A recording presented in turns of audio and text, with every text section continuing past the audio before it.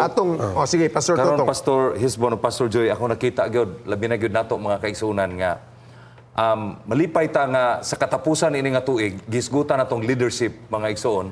Nakita nato diri nga naapoy mga nindot kayo nga example sa ato ang mga leaders nga naa dinha sa Bible. So atong unahon tingali ni paghisgot ning mga maayo nga Sige, himplo Pastor. sa leadership. Like for example, maghisgutan ni Deborah nga nahimo siyang usa ka maghuhukom o siya usab nagpakigbisog aron makabaton og kagawasan ang mga katawhan sa Ginoo o labaw sa nga tanan iyang makita nga ang katawhan sa Ginoo sa Israel adunay kalinaw.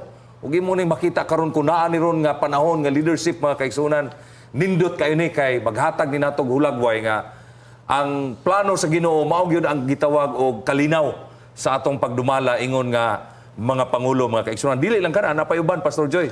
Sa atong nga lesson, Pastor Hisbon, usa po diha nga naghihimo nga maayo nga leader, good influence nga leader, si Peter. No? Peter kay ingon pa di sa atong election nga he defended Barnabas and Paul at the council.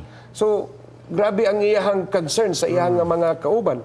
So ang ato diha mga leaders mahimo ditang maayo nga leaders, maayong impluwensya, kuno na po tayo pagtagad sa tong kauban. Dili kay kita lagi focus tong kagalingon nga ako nagoy leader, dapat mo sunod sa ako. Pero pag sunod nila, dili po ta magtagad sila. So kinahanglan nga duna tay pagtagad po sa ato nga mga leaders. So mala sa ni mo Pastor Hisbon nga dunay maayo, duna poy daotan. Kini nagpasabot Pastor Hisbon nga tawo ra pod ang ato nga mga leaders. Right. Kita mga tawo ra gyud pod. Kay usahay basin mo nang mga kaigsunan nato nga pastor bunta na siya. Nganong nasipyat man na siya? Nganong nakasala man na siya?